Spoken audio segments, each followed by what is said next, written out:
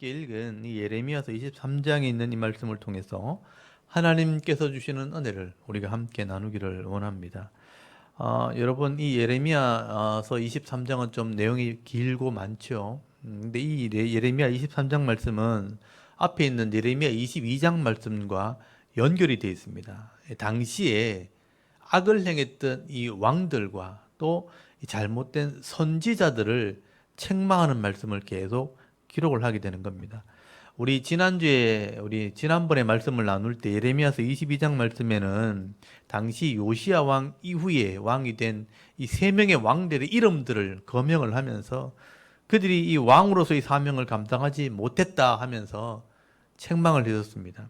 요시의 아들 여호아하스는 악을 행한 왕이기 때문에 3개월 만에 애굽의 왕 바로 느고에게 포로되어 잡혀가 죽게 될 것이라 그렇게 말씀을 했고요.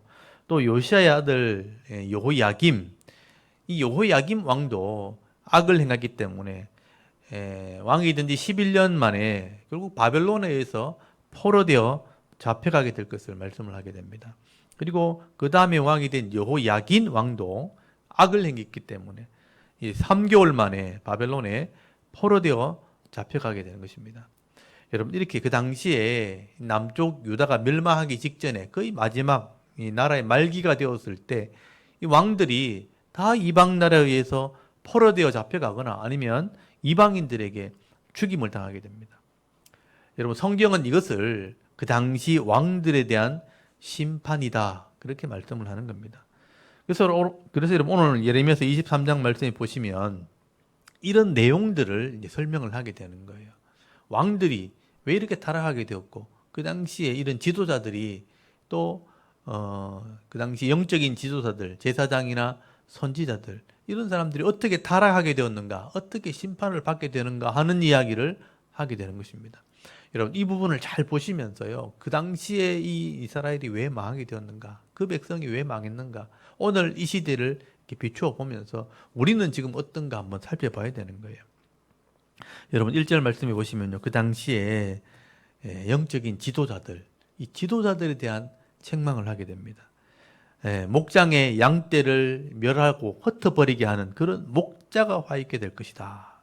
거기 1절을 잘 보시면요, 목장의 양떼들을 멸하고 흩어지게 하는 목자들이 있다는 거예요. 이게 그 당시의 왕들과 지도자들을 말하는 것입니다.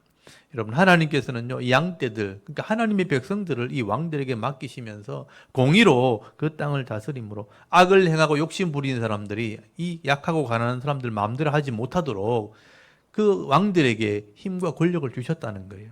근데 이 왕들과 이런 지도자들이요, 이런 하나님이 주신 힘과 권력을 가지고 악을 행하는 사람을 심판하는 게 아니고 자기 배를 불리는데, 자기 사욕을 채우는 데 사용했다는 거예요. 그러니까 자기 잘되게 하려고 힘 있는 사람 몰아내고 약한 사람 치고 백성을 흩어지게 만들고 그래놓고 하나님이 주시는 은혜와 복을 자기가 다 가로챈 것이죠. 그렇게 할 때 하나님께서는 이런 시대마다 지도자들, 이런 잘못된 이 왕들을 심판할 수밖에 없다는 얘기를 하게 되는 겁니다. 여러분, 2절을 한번 보십시오. 그러므로 이런 목자들이 악을 행하니까, 지도자들이 악을 행하니까, 그러므로 이스라엘의 하나님 여호와께서 내 백성을 기르는 목자에게 그랬죠. 목자에게 이와 같이 말씀하시니라. 내가 내 양떼를 흩으며 그것을 몰아내고 돌보지 아니하였다. 그렇게 말씀하죠. 돌보지 아니하였도다. 보라, 내가 너희의 악행 때문에 너희에게 보응하리라. 복수한다는 거예요. 여호와의 말씀이니라. 여러분, 그때나 지금이나 이렇게 나라를 다스리는 이 권력층들에게 있는 이런 권력을 잘못 사용하는 사람들, 악을 행하는 사람들, 사명을 잘 깨닫지 못하게 될 때 결국은 하나님께서는 그런 지도자들을 심판하게 되는 것입니다. 그래서 여러분, 역사 속을 이렇게 살펴보면 나라들마다 이런 일들이 일어나게 되는 거예요. 권력을 줬는데, 기회를 줬는데 잘못 다스리면요, 하나님 반란을 통해서 뒤집어 버려요. 그래서 나라마다 역사 속에 보면요, 늘 반란이 있어 왔고 반역이 일어나고 혁명이 일어나서 이런 지도자들이 심판을 받는 것을 보게 됩니다. 이게 딱 왕들이 공의를 행하지 못했기 때문입니다. 근데 여러분, 중요한 것은요, 이렇게 잘못된 목자들은 하나님이 그 당시 심판을 하시겠죠. 근데 그 남아있는 백성들, 거기 믿음 있는 백성들은 어떻게 될까요? 그래서 하나님께서 오늘 말씀해 보시면요, 이런 하나님 백성들을 인도할 진정한 목자를 하나님께서 세워줄 것이다. 이거 다른 말로 하면 메시아를 보내줄 것을 약속을 하게 되는 것입니다. 여러분 5절부터 한번 보십시오. 여호와의 말씀이니라 보라 때가 이르리니, 어떤 하나님의 때가 있다는 거죠. 내가 다윗에게 한 의로운 가지를 일으키리라. 그가 왕이 되어 지혜롭게 다스리며 세상에서 정의와 공의를 행할 것이며 그의 날에 유다는 구원을 받겠고 이스라엘은 평안히 살 것이며 그의 이름은 여호와 우리의 공이라 일컬음을 받으리라 라고 말씀을 합니다. 이 예언의 말씀이죠.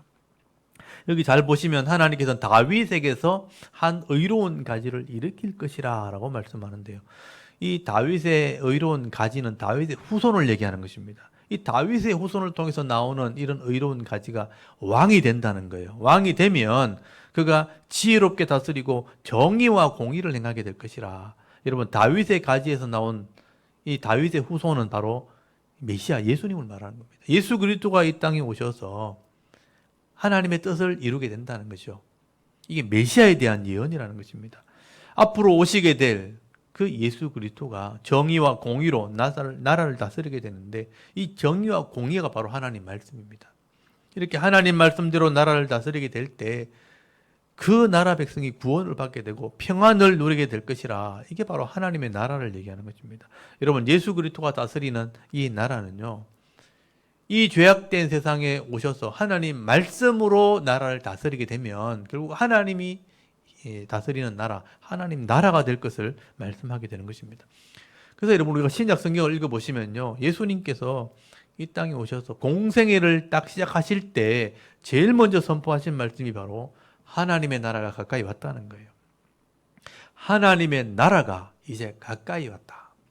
그래서 회개해라, 하나님 백성이 되라, 그렇게 외치신 것입니다. 그리고 하나님께서 처음 주셨던 이 율법의 말씀, 레위기 말씀을 예수님께서 가르치시기 시작한 거죠.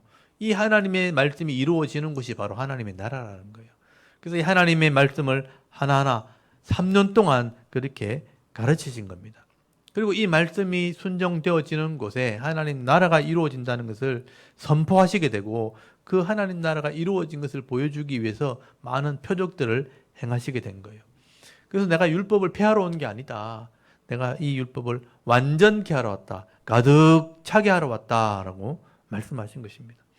그래서 죄로 말미암아 하나님을 알지 못하고 이 말씀을 제대로 깨닫지 못하고 배우지 못해서 죄 때문에 고통받고 병들고 갇혀있고 귀신에 눌려있는 그런 영혼들에게 하나님 말씀을 가르쳐서 회개하고 돌이키게 될 때 결국 죄 문제가 해결되어지고 영적인 문제가 해결되어지니까 이 죄 때문에 왔던 병도 고쳐지고 악한 영도 떠나게 되고 그리고 죽은 자까지 살아나게 되는, 죽음을 이기는 표적까지 보여주시게 되는 것입니다.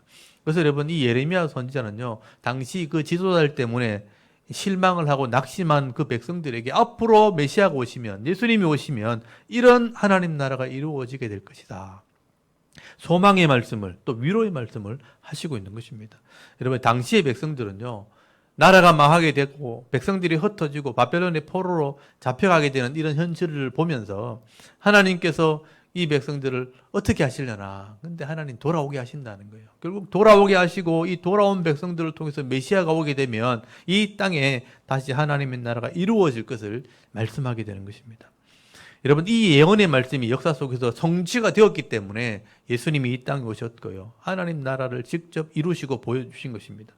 그리고 이 모든 백성들의 죄 문제를 해결하시고 언약하시게 될 때 하나님의 나라가 이 세워질 뿐 아니라 하나님 백성들이 돌아오는 역사가 있게 된 것이죠. 그래서 이 복음이 온 땅끝에 전거되었고 오늘 저와 여러분이 그래서 이 언약을 통해서 하나님 백성이 되어지게 된 것입니다. 그렇다면 여러분 오늘 저와 여러분이 이제 하나님 백성 된 것, 여러분 말씀을 통해서 믿는다면 그럼 우리는 어떻게 해야 될까요? 우리는 이제 이 하나님 나라 백성이 되었다면 이 땅에서 어떤 삶을 살아야 할까요? 이 종말의 시대에 하나님의 뜻을 우리가 깨닫고 이 하나님 말씀을 따라 순종하는 삶, 거룩한 삶, 하나님 백성으로의 구별된 삶을 살아가야 되는 것입니다. 그래서 여러분 하나님께서는 이 마지막 시대에 성령을 우리 가운데 보내셔서 이 하나님 말씀을 순종하는 삶을 살아갈 수 있도록 하나님 능력을 베풀어 주시겠다고 약속을 하신 거예요. 여러분 우리 하나님 백성이 하나님 말씀대로 살려면요, 말씀을 깨달아야 됩니다. 말씀을 깨닫기 위해서는 이 성령의 은혜가 있어야 되는 거예요. 그래서 예수님께서 3년 동안 말씀을 가르치시고 이 말씀을 가르치는 사역을 다 완성하시고 속죄하시고 난 뒤에 내가 승천하고 나면 보혜사가 오게 될 거다. 성령이 오시면 이 말씀을 너에게 가르치고 너희를 인도하게 될 것이라 라고 말씀해 주신 것입니다. 그래서 여러분 요한복음 14장 26절에서 27절까지 말씀해 보시면요. 예수님께서 제자들에게 이 말씀을 하신 거예요. 이 말씀은 꼭 기억하셔야 됩니다. 요한복음 14장 26절에서 27절까지 말씀해 보시면 예수님께서 마지막에 제자들에게 성령이 오실 것을 약속하시게 되는 거예요. 제가 읽어드리겠습니다. 보혜사 곧 아버지께서 내 이름으로 보내실 성령, 그가 너에게 모든 것을 가르친다고 돼 있어요. 가르치고 내가 너에게 말한 모든 것을 생각나게 하리라. 내 마음속에서 머릿속에서 생각나게 하리라. 평안을 너에게 끼치노니 곧 나의 평안을 너에게 주노라. 내가 너에게 주는 것은 세상이 주는 것과 같지 아니하리라. 너희는 마음에 근심하지도 말고 두려워하지도 말라. 그렇게 말씀하십니다. 여러분, 성령이 오시면요, 이 성령께서 우리 마음속에 오셔서 이 변하지 않는 이 하나님 말씀을 오늘 이 시대에 알게 하겠다, 가르치겠다, 깨닫게 하겠다, 생각나게 하겠다라고 말씀을 하신 것입니다. 그래서 여러분, 우리가 이 하나님 말씀을 배우고 깨닫기를 원하는 마음만 있다면 성령께서 우리 마음에 오셔서 이 하나님 말씀 지금도 알게 하시고 가르치시고 깨닫게 해서 순종하게 할 때 이 땅에서 이제 하나님 나라의 복을 받아 누릴 수 있도록 은혜를 베풀어 주는 거예요. 그리고 이 죄악의 땅에서도, 고통 있는 땅에서도 평안의 복을 누릴 수 있도록 은혜를 베풀어 주겠다고 말씀하신 것입니다. 여러분, 그 복을 받는 사람들이 하나님 나라 백성입니다. 그래서 여러분, 사도 바울은요, 이 신약시대 성도들에게, 또 말세를 만난 성도들에게 강조를 하는 게 뭐냐면, 너희들은 반드시 말씀도 있지만 성령의 충만함을 받아야 된다라고 강조를 하게 되는 거예요. 말씀이 있는데 그냥 깨달아지는 게 아니에요. 성령의 충만함을 통해서 깨닫게 되어지는 것이다. 그렇게 강조를 하게 되는 거예요. 그래서 이 마지막 시대에, 종말의 시대에 세월을 아끼라고 말씀하신 것이고 지혜로운 것을 선택하라고 말씀하신 거예요. 에베소서 5장 18절 말씀에 보면요, 술 취하지 말고 세상에 취하지 말고 이는 방탕한 것이기 때문에 오직 성령의 충만함을 받으라. 그렇게 말씀하신 것입니다.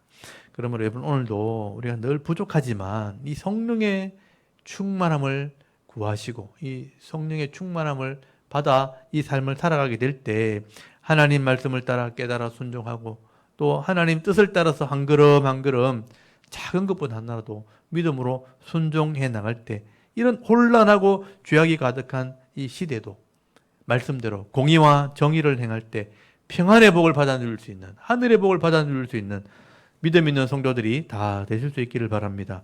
그리고 여러분, 오늘 23장 거기 9절부터 보면 큰 단락이 나눠지게 됩니다. 이 9절부터 마지막 40절까지는요, 그 당시에 두 번째 이 지도자들, 이 악한 선지자들, 말씀을 잘못 가르치는 선지자들에 대해서 책망을 하게 됩니다. 정말 무서운 말씀이에요. 여러분, 9절부터 한번 보십시오. 선지자들에 대한 말씀이라. 내가 마음이 상하면 내 모든 뼈가 떨리며 내가 취한 사람 같으며 포도주에 잡힌 사람 같으니 이는 여호와 그 거룩한 말씀 때문이라. 이 땅에 간음하는 자가 가득하도다. 저주로 말미암아 땅이 슬퍼하며 광야의 조장들이 마르나니 그들의 행위가 악하고 힘쓰는 것이 정직하지 못함이로다 라고 말씀을 합니다. 이 부분 잘 보십시오. 선지자들에게 주시는 말씀인데요, 내가 뼈가 떨릴 정도로 너무 힘들다, 말씀이 잘못 전해지고 있다는 거예요. 여러분, 11절 말씀 보세요. 여호와의 말씀이니라 선지자와 제사장이 다 사악한지라 내가 내 집에서도 그들의 악을 발견하였도다. 이렇게 말씀하죠. 하나님의 집 성전에서도 악이 나왔다는 거예요. 그게 제사장과 선지자들입니다.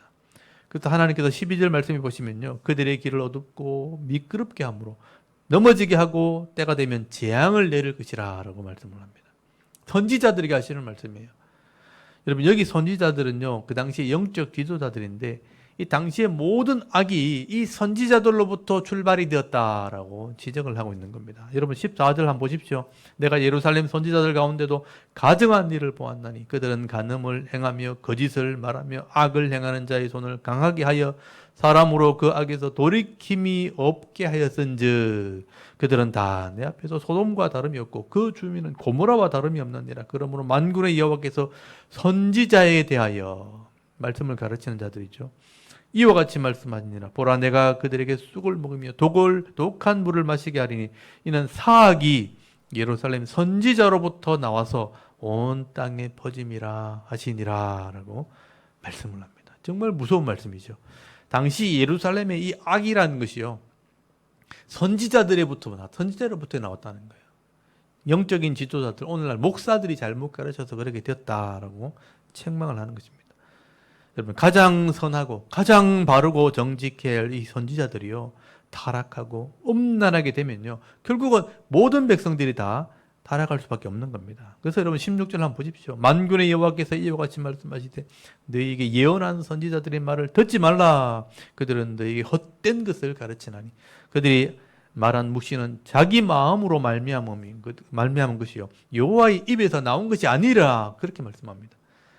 이 선지자들이요, 헛된 것을 가르쳤다는 거예요. 자기 마음에서 나온 말을 전하고 하나님 말씀이 아니라는 것입니다. 그리고 17절 말씀에는요, 악을 행하는 사람들에게도 그냥 평안하다, 회개하지 마라, 그렇게 전하고요. 마음이 완악한 사람들, 회개하지 않는 자들에게도 재앙이 임하지 않는다, 괜찮다, 그렇게 말씀을 전했다는 거예요. 여러분, 이런 선지자들은요, 하나님을 알지도 못하고 하나님 말씀도 깨닫지 못하는 자들이었습니다. 그래서 이런 선지자들이요, 하나님의 회의에 한번 참석했더라면 이런 말을 못할 것인데, 그렇게 말씀하는 겁니다. 여러분 22절 말씀 보십시오. 그들이 만일 나의 회의에 참여하였더라면, 하늘에 있는 회의를 네가 알았더라면 내 백성에게 내 말을 들려서 그들을 악한 길과 행위에서 돌이키게 하였으리라, 그렇게 말씀하는 겁니다. 여러분, 이런 선지자들은요, 어떤 사람들은 하나님의 알지도 못하고 하나님 뜻을 알지도 못할 뿐 아니라 자기가 꿈꾼 것, 머릿속에서 꿈꾼 것을 가지고 하나님의 뜻을 또 전하는 사람이 있었다는 겁니다. 여러분 25절 말씀만 보십시오. 내 이름으로 거짓을 예언하는 선지자들이 말해 내가 꿈을 꾸었다 말하는 것을 내가 들었노라. 거짓을 예언하는 선지자들이 언제까지 이 마음을 품게 되냐? 그들은 그 마음에 간교한 것을 예언하느니라 라고 말씀을 합니다. 여러분, 자기가 꿈을 꾼 거 가지고 이게 하나님 말씀이라고, 이게 하나님 뜻이라고 자기 생각한 것 가지고 그걸 전했다는 거예요.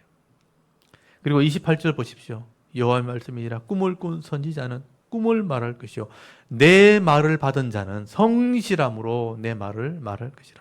그가 어찌 알곡과 같겠느냐라고 말씀을 합니다. 이 꿈을 꾸는 선지자는 자기 머릿속에 꿈을 얘기하는 것이지만, 하나님 말씀을 전하는 자가 있다면요, 성실함, 이 성실함이 에무다라는 뜻이에요. 하나님 말씀으로 변함없이 그 말씀을 전할 것이라. 그래서 이 하나님의 말씀을 전하는 자는 반드시 성실함이 있어야 되는 거예요. 하나님 말씀을 귀담아 듣고 이 하나님 말씀을 빠짐없이 하나하나 가르치는 성실함이 있어야 되는 것입니다. 그래서 여러분, 이 목사는요, 자기 말을 전하는 게 목사가 아닙니다. 자기 생각을 전하는 게 아니에요. 하나님 주신 이 66권의 말씀을 빠짐없이 가감없이 성실하게 다 전해야 하는 것입니다.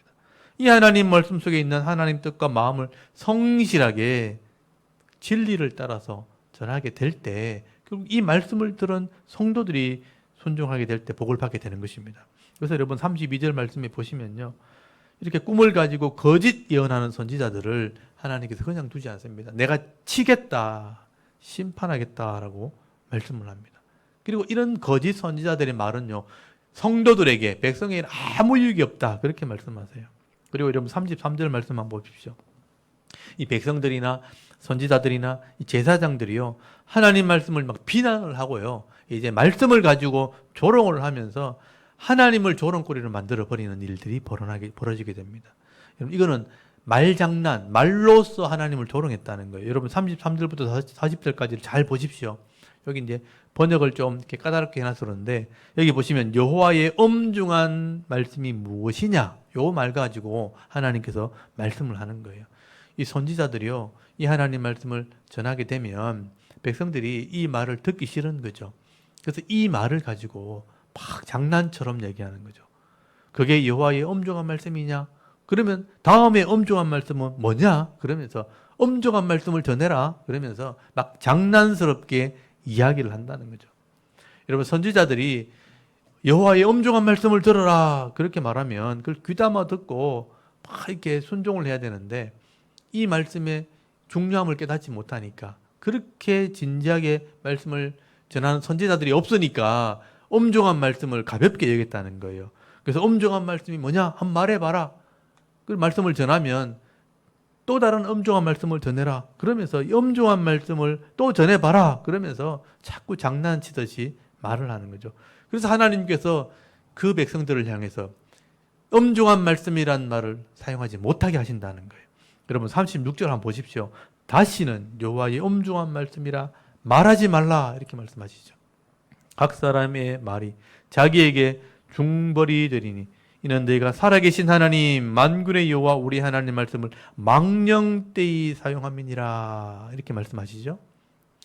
하나님 말씀을 들어야 된다는 이 중요한 의미를 가진 말씀들을 장난치듯이 엄중한 말씀을 한번 전해봐라. 우리가 엄중한 말씀으로 들을게 하면서 또 말하면 그걸 엄중한 말씀으로 듣지 않는 거예요.